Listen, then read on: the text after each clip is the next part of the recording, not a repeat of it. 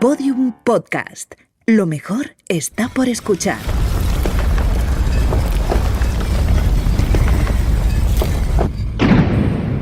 Dentro de la pirámide, con Nacho Ares. Podium Podcast.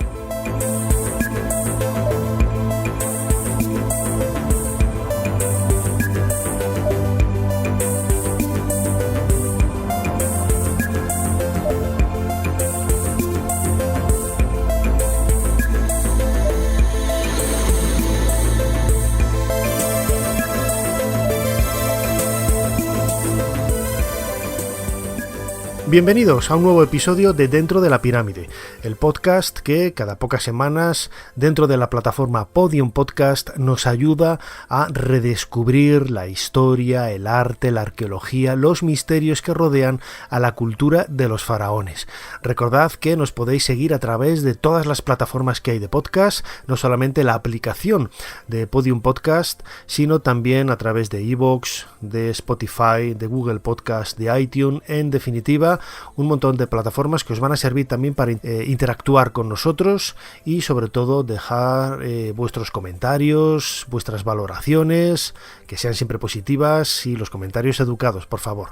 Solamente queda, una vez más, abrir esa puerta, esa pirámide y adentrarnos dentro de una nueva aventura.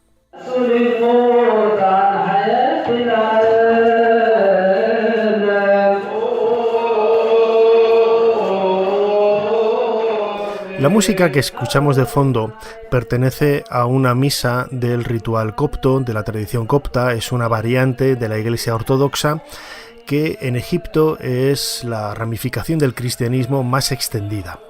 En otros episodios de Dentro de la Pirámide os hemos comentado que muchos de los mimbres, de los ladrillos que forman la historia de la religión copta, precisamente hunden sus raíces en el mundo faraónico.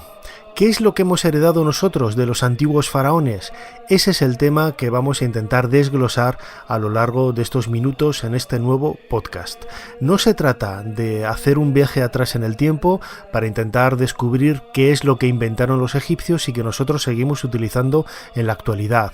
No es hablar de que si los egipcios fueron los primeros en hacer la escritura, en hacer la cerveza, en crear un calendario prácticamente idéntico al nuestro, no.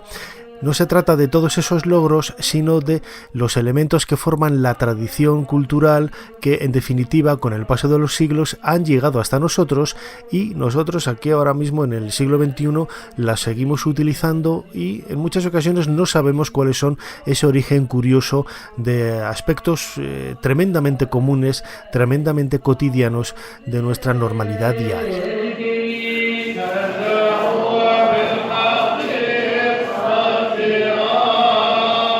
Que usemos esta música de una celebración cristiana copta no es una cuestión baladí, es decir, tiene su razón de ser.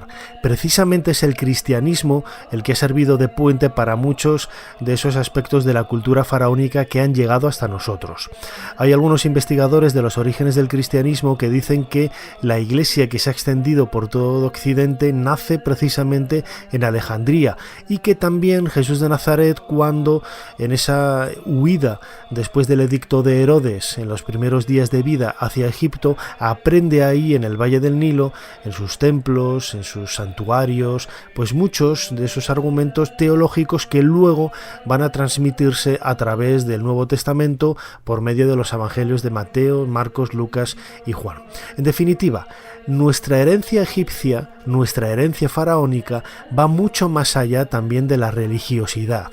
Hay algunos aspectos que no tienen su razón de ser, o por lo menos una explicación lógica a partir de esa religiosidad que hemos transmitido a través del cristianismo, y que son muchas las cuestiones que todavía hay que responder en este sentido. Esta noche, la última del año, por el este aparecerá Sotis, la estrella lejana. Durante 70 días había desaparecido del horizonte. Al amanecer, Sotis me llamará y podré satisfacer vuestros deseos. Lentamente el sol comenzará a elevarse y entonces me desbordaré, saltaré de mi cauce.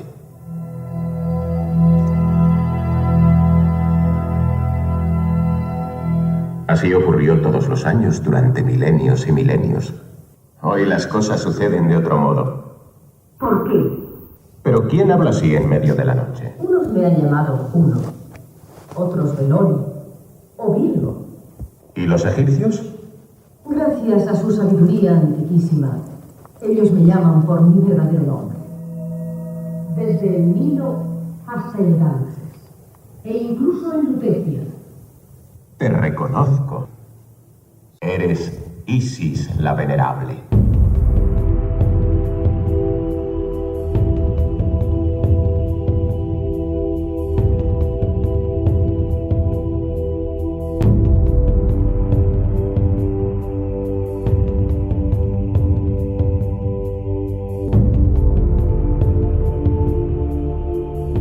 Escuchamos un fragmento de ese espectáculo de luz y sonido en la isla de Philae.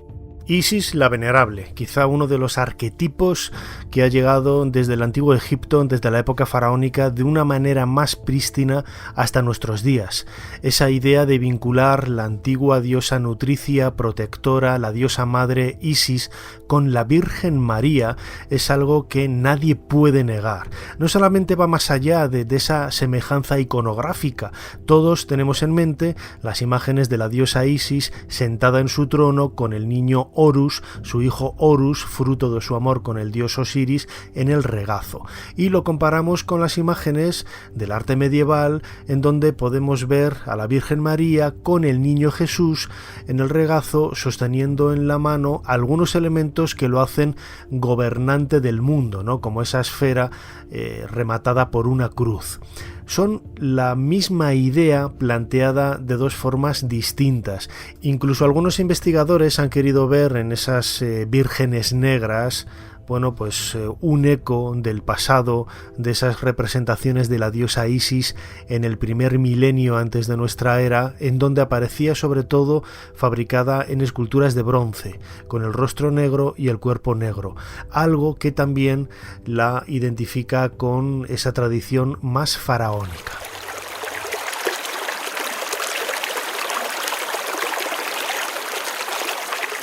Una vez más, el sonido de las aguas nos va a ayudar a recrear uno de los momentos más vívidos de la mitología egipcia y que, sorprendentemente, después de escuchar el relato, vamos a descubrir que hay muchas conexiones con nosotros, ¿no? Con nuestra realidad cotidiana de este siglo XXI.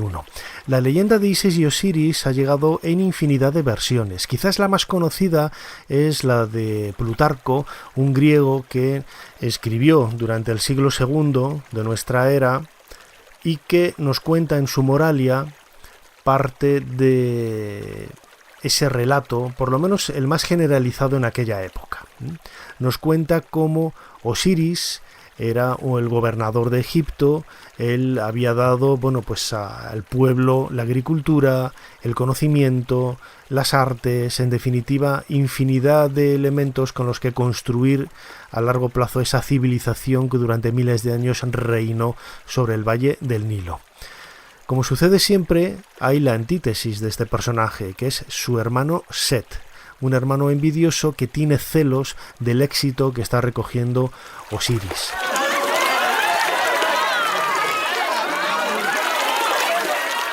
Para acabar con él, lo que hace es traicionarlo y no consigue otro método que es crear una fiesta a la que invita a un montón de gente, entre ellos a su propio hermano Osiris.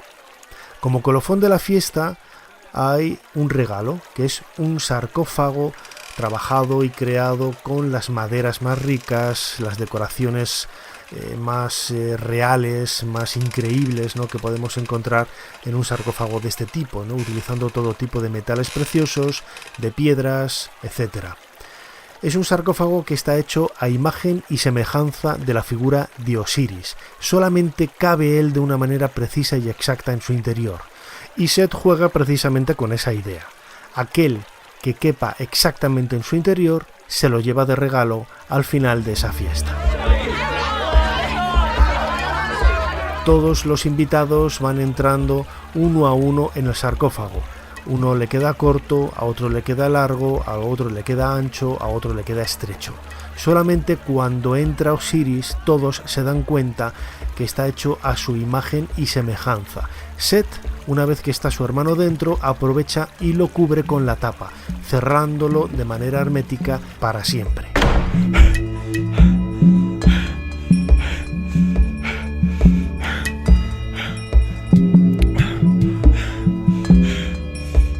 Una vez atrapado en su interior, Set arroja el sarcófago a las aguas del Nilo, que desembocan en el Mediterráneo, acabando de esta manera para siempre con el legado de Osiris, su hermano.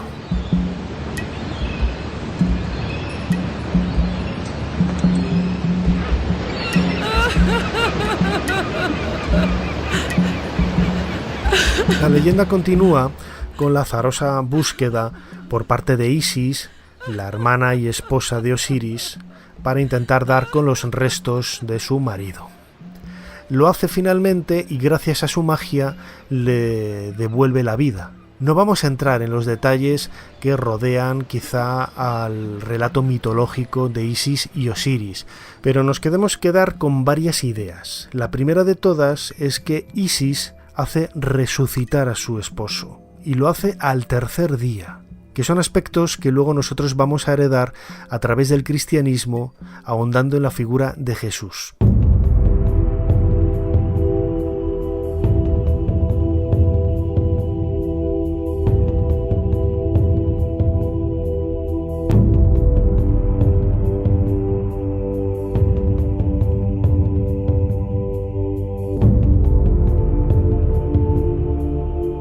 Pero el papel de Isis no se centra únicamente a ese relato de Osiris, sino que se extiende por Occidente gracias a la llegada de Roma. La religión isíaca es una religión mistérica, es una religión que en definitiva busca adeptos y crece de una manera denodada con los primeros siglos de la era cristiana. Apuleyo, en el Asno de Oro, nos lo cuenta, y uno de los aspectos que él ofrece precisamente como argumento que da éxito a la religiosidad de Isis es que por primera vez en la historia de la religión, y sobre todo en las religiones que comprenden el Imperio Romano, hay una religión que ofrece esperanza de vida en el más allá. Este aspecto, que a nosotros hoy nos parece absolutamente cotidiano y normal, en aquella época fue único, y que lo proporcionara la religión de Isis nos hace ver una vez más ese puente que nos conecta con la época de los faraones, en donde a la muerte el individuo superaba una serie de problemas, de obstáculos, y en definitiva conseguía resucitar para vivir eternamente en el paraíso, en los campos de Yalu, en la tierra de Rostau. Lo vimos cuando hablábamos de ese viaje al más allá, de ese viaje a la vida, en otro episodio de Dentro de la Pirámide. Todas esas novedades hacen que la figura de Isis se convierta en la bandera de una nueva fe, de una nueva religiosidad que crece como un exponente increíble y sin paralelos por el mundo occidental, llegando hasta nosotros y transmitiéndonos no solamente ideas religiosas, sino también ideas físicas, ideas de estética, ideas que en definitiva han llegado hasta nosotros como esa egiptomanía que a lo largo de prácticamente 2000 años se ha extendido desde el cambio de era con la llegada de Roma hasta nuestros días.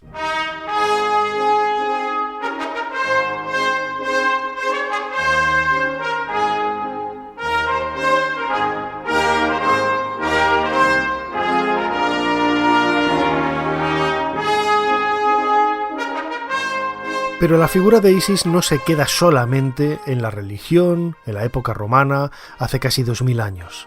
El eco de su figura, y en definitiva lo que decía antes, ¿no?, de ese compendio de ideas que se transmiten a través de su estética, de sus textos, de su tradición, llega incluso hasta muy cerca de nosotros, prácticamente el siglo XIX, en donde una serie de tradiciones recuperan su figura para darle un nuevo eco, un nuevo giro prácticamente de 180 grados y convertirla en un referente del conocimiento moderno.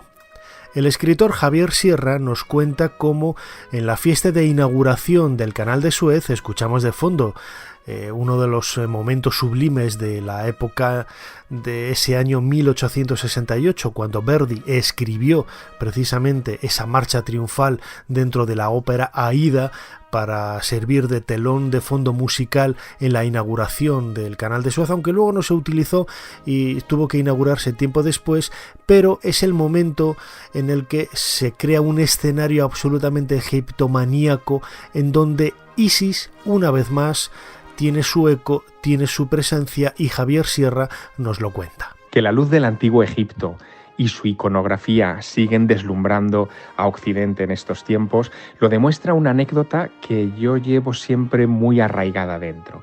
Es una anécdota que nos retrotrae al momento de la inauguración del canal. Además de pedirle a Verdi que hiciera una ópera para la ceremonia de inauguración, que se convertiría en una de las óperas clásicas de todos los tiempos, que es Aída, inspirada en el Antiguo Egipto, también se le pidió a un escultor francés, Auguste Bartholdi, que elaborara una gigantesca estatua de la diosa Isis para la desembocadura del canal. La iban a llamar Isis iluminando al mundo. Y estaba todo previsto para que ese coloso alumbrara con una antorcha ese punto geográfico concreto de la nueva geografía de Egipto. Sin embargo, por problemas financieros, aquella estatua no pudo pagarse, al parecer, al gobierno francés, y Francia terminó donándola a los Estados Unidos. Hoy es la Estatua de la Libertad. La Estatua de la Libertad iluminando al mundo a la entrada del puerto de Nueva York. Por lo tanto, todo aquel que se acerque a la nueva nación de los Estados Unidos y pase por debajo de la Estatua de la Libertad en Staten Island, en realidad está rindiéndole pleitesía a una efigie de la antigua diosa Isis. Y no es el único elemento iconográfico. También tenemos, por ejemplo, en Alexandria, cerca de Washington D.C., un fenomenal monumento dedicado a George Washington, el George Washington Memorial, que es una réplica de la torre o del faro de Alejandría en Egipto. Es el George Washington Masonic Memorial, porque Washington era masón y porque los masones utilizaron buena parte de su iconografía en grandes edificios y monumentos a lo largo y ancho de todo el planeta. Quizá ellos hayan sido los últimos herederos de una estética que terminó impregnando arquitectura y diseño urbano de todo el mundo y que nos recuerda que Egipto sigue muy vivo entre nosotros.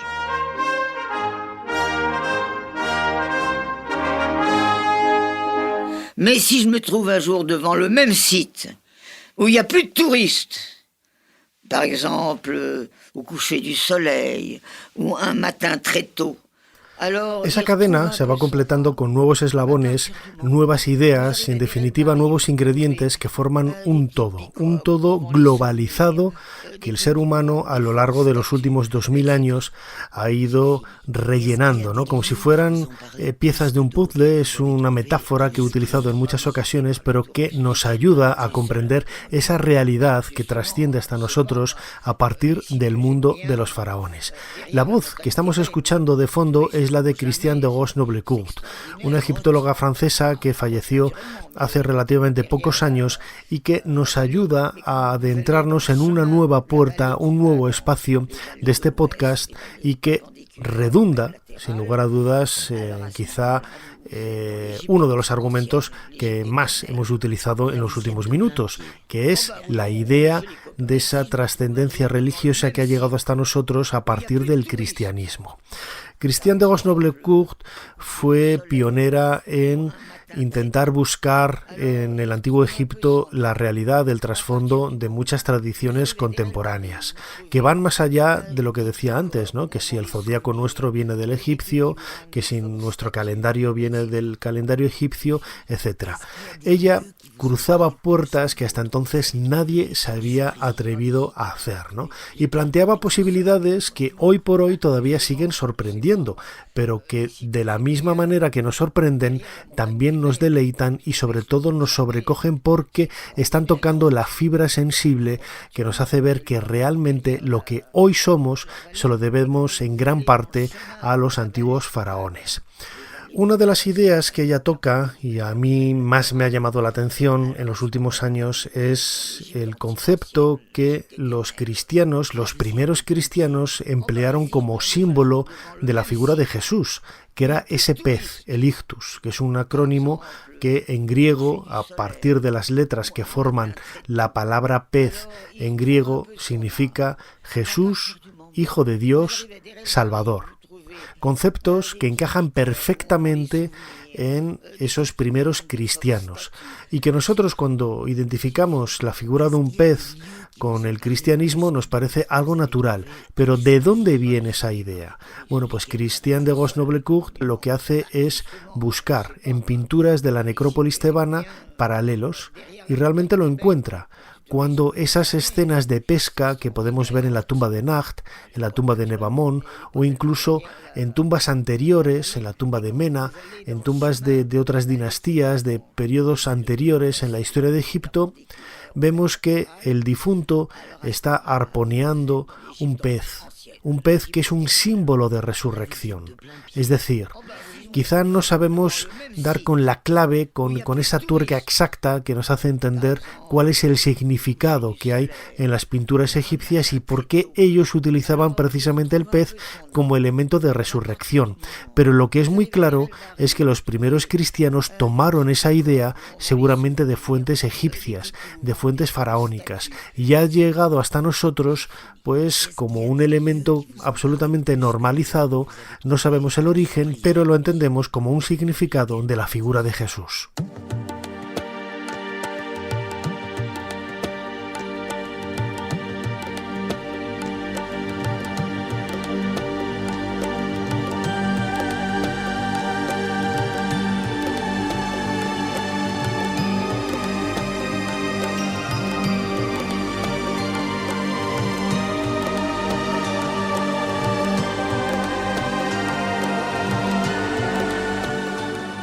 Y si nos ponemos a seguir la figura de Jesús de cerca, en los textos que han llegado hasta nosotros a través del Nuevo Testamento, vamos a encontrar otras referencias que nos hacen viajar al antiguo Egipto. Por ejemplo, en el Sermón de la Montaña, que aparece descrito en el Evangelio de Mateo, encontramos referencias puestas en boca de Jesús que nos hacen ver, pues un reflejo muy claro a la literatura egipcia, a la literatura sapiencial que ha llegado hasta nosotros por medio de fragmentos de papiros, de óstraca, etc. Las máximas de Ptahhotep son un buen ejemplo de ello. Ptahhotep fue un visir, es decir, un primer ministro. Lo tenemos que focalizar desde el punto de vista cronológico en el reinado del faraón Yerkare-Isesi en la quinta dinastía hacia el 2350 antes de nuestra era. Pues la tradición faraónica lo muestra como un personaje sabio, un personaje que fue capaz de transmitir a sus generaciones una serie de conocimientos de moral, de ética, como una serie de normas para convertirse en una buena persona. Pues bien, vamos a escuchar a Ptahhotep y luego reflexionamos sobre el eco que ha tenido hasta nosotros precisamente en palabras puestas en boca de Jesús. Da pan al hambriento, cerveza al sediento y ropa al desnudo. Si eres hombre sabio, construye una casa y funda un hogar. Ama a tu esposa como conviene, aliméntala y vístela. Aquello que se realiza es lo que Dios decide y no lo que quieren los hombres. Toma un consejo tanto del ignorante como del sabio. Un propósito prudente es más raro que una piedra preciosa, pero se puede oír de sirvientes encorvados sobre una rueda de molino.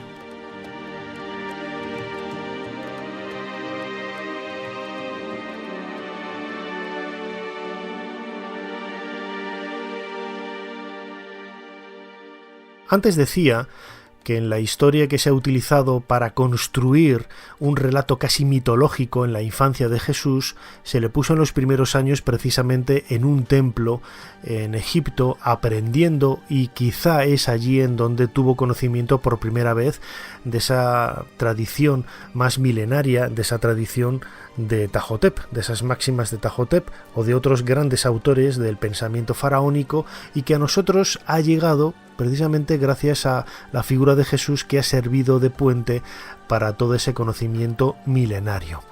Pero no es la única referencia que en nuestra cultura convencional podemos encontrar elementos del mundo de los antiguos faraones.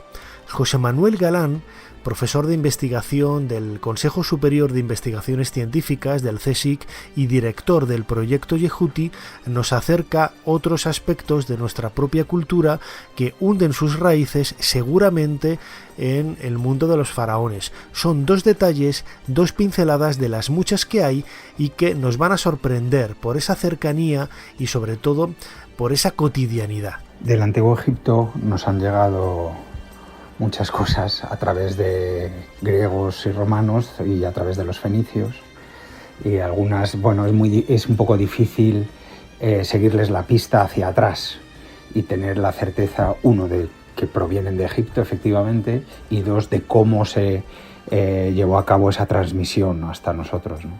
A mí una de las cosas que más me gusta es, por ejemplo, la costumbre que tenemos nosotros todavía de despedir a los difuntos con flores, de llevar flores al cementerio. ¿Por qué llevamos flores al cementerio? Y en realidad esa costumbre viene del Antiguo Egipto, porque se establece un juego de palabras con la palabra vida. La palabra vida en egipcio es anj, y es la misma palabra que utilizan para flor, que es anj. Entonces, cuando alguien le ofrece flores a otro, es una forma de desearle vida.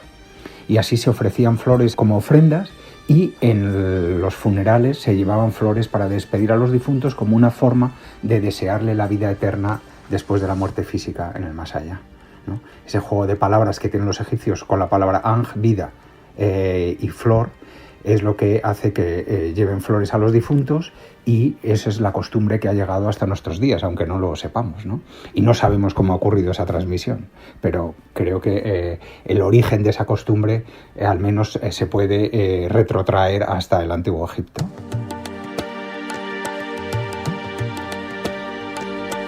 Sorprende que algo que se llevaba haciendo miles de años, hoy continuemos haciéndolo, pero con un sentido diferente. Antiguamente era la idea de transmitir ese concepto de vida. Hoy lo hacemos como un gesto hermoso, un detalle de cariño hacia esas personas que ya no están con nosotros. Bueno, pues darles una ofrenda de flores podría significar otra cosa. En el ambiente judío incluso se ha intentado interpretar como algo que intentaba paliar el efecto del olor del cadáver, pues por medio de esos regalos de flores, ¿no? Sin embargo, el sentido va mucho más allá. Pero no solamente nos podemos quedar en ese detalle quizás más estético. Lo comentaba, ¿no? José Manuel Galán nos iba a ofrecer 2 regalos realmente sorprendentes. Uno son las flores, el significado de las flores. Y el segundo va más allá en el terreno de la escritura, en el terreno quizás de algo mucho más cotidiano que utilizamos día a día. Pues bien, sabemos que el alfabeto jeroglífico, el que utilizaban los antiguos egipcios, que realmente no era un alfabeto, ha llegado hasta nosotros a través del fenicio y del griego. Por ejemplo, si vemos letra a letra, hay muchas tablas en internet que así nos lo reflejan y que nos ayudan a entender lo que estoy diciendo, ¿no? La A, por ejemplo, en el alfabeto egipcio era un buitre enorme que a través del fenicio ha llegado hasta nosotros, pues a ese triángulo con un palo en el medio que lo convierte en nuestra A. Pues bien, hay más si sabemos leer y sabemos reinterpretar cómo la tradición faraónica se sigue utilizando en nuestros días, y lo seguimos utilizando en nuestros chats, en nuestros WhatsApps, en nuestros mensajes por email. Escuchad a José Manuel Galán. En la escritura hay otra cosa muy interesante, aunque yo no tenga ahora la certeza de cómo ocurre esa transmisión, pero que me viene a la cabeza así a bote pronto, y es el signo de exclamación. En egipcio antiguo, cuando alguien quería hacer hincapié en algo, introducía un signo jeroglífico que es sepsen, que es un círculo y 2 palitos abajo, que quiere decir 2 veces. ¿no? Y no es que tengas que repetir 2 veces lo que acabas de decir o la palabra que acabas de escribir, sino que es la idea de exclamación. Y como digo, es un círculo con 2 palitos juntitos que pueden sustituirse por uno, ¿no? Más grueso. Y yo creo que esa idea de exclamación, del signo de exclamación, pudiera venir de la forma que tenían los egipcios de escribir la exclamación.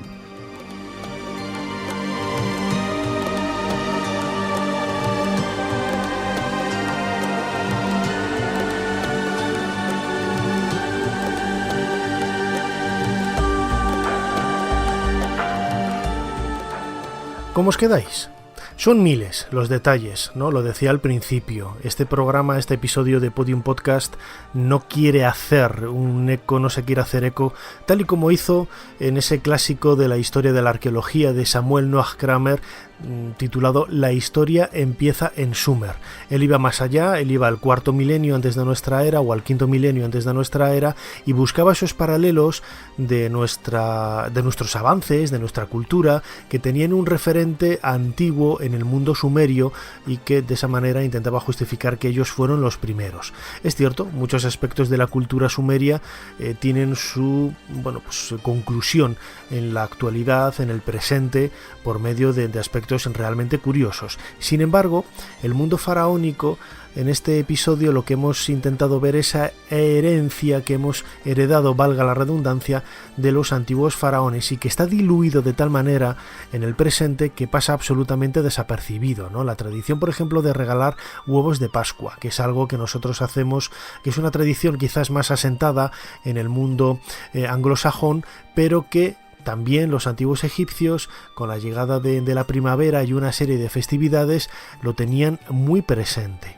La egiptomanía nace para muchos con la llegada de Napoleón a Egipto en 1798 y sobre todo la publicación a lo largo de las 3 primeras décadas del siglo XIX de esa descripción del Egipto, de esa descripción de Egipto en donde Occidente tiene por primera vez un contacto muy cercano de cómo es la estética de esos templos, de esas esculturas, de esas pinturas, incluso de esos colores, ¿no?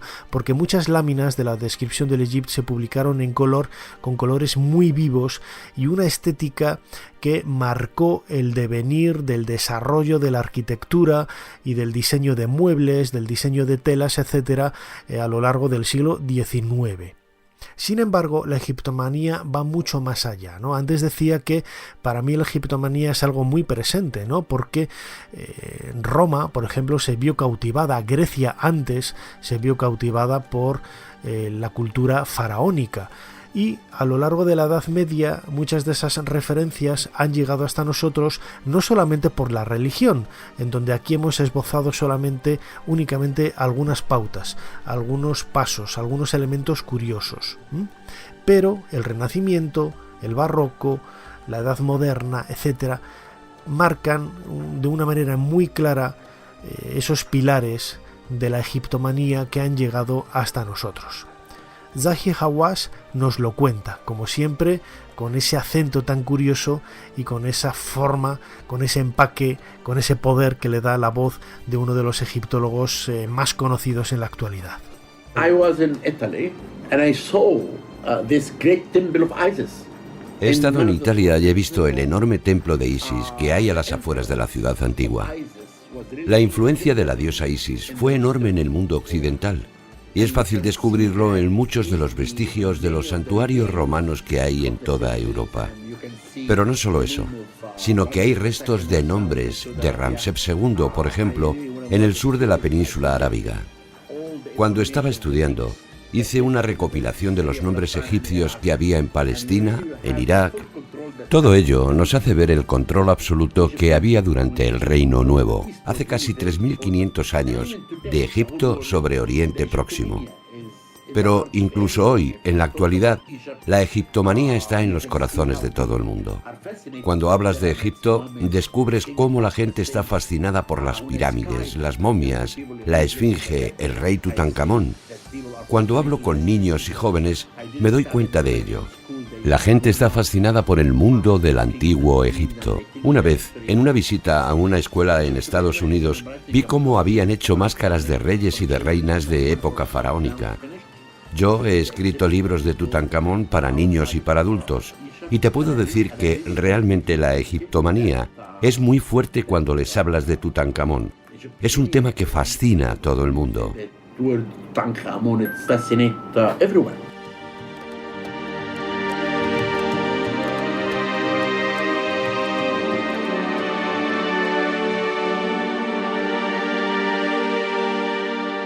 Y en definitiva, esa herencia egipcia que ha llegado hasta nosotros va más allá de la egiptomanía.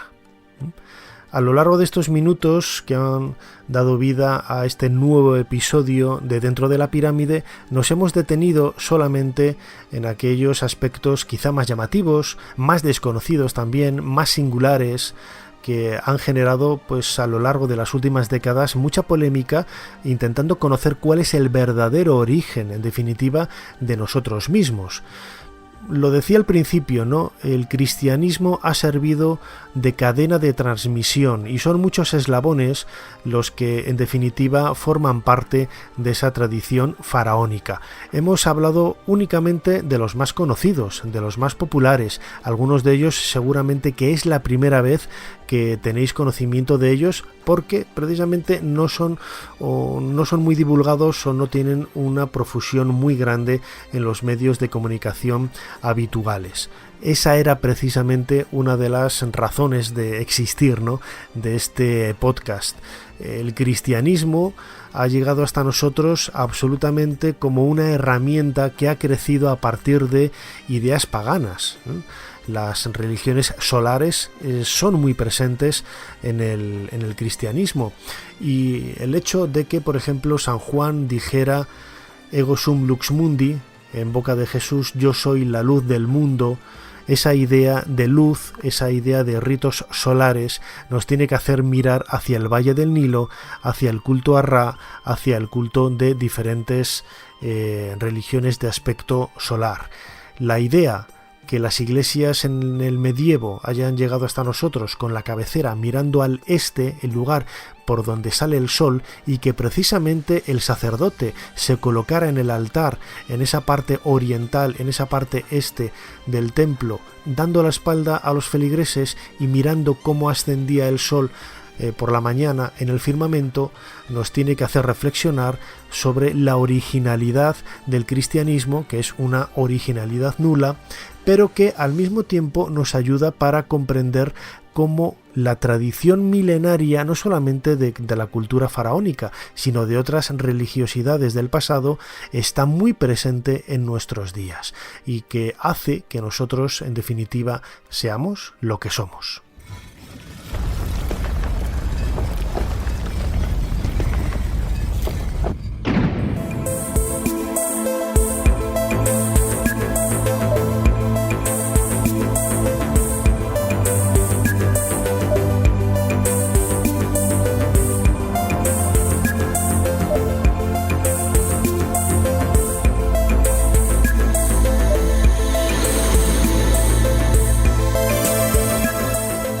Cerramos una vez más la puerta de nuestra pirámide, llegamos al final de nuestro viaje. En esta ocasión hemos intentado conocer algunos secretos, algunos detalles curiosos de nuestra herencia faraónica. Recordad que lo podéis volver a escuchar a través de cualquiera de las plataformas en donde está colgado Dentro de la Pirámide, el podcast de Podium Podcast. Lógicamente lo podéis hacer a través de la aplicación, pero también lo vais a encontrar en otras plataformas. Y recordad también un detalle muy importante: hay en YouTube un canal de vídeo, Dentro de la Pirámide, en donde vais a encontrar informaciones que complementan lo que hemos estado explicando a lo largo de estos casi 40 minutos de emisión. Nos seguimos escuchando, gracias por estar ahí, nos volvemos a oír aquí en Podium Podcast dentro de 2 semanas. Hasta entonces.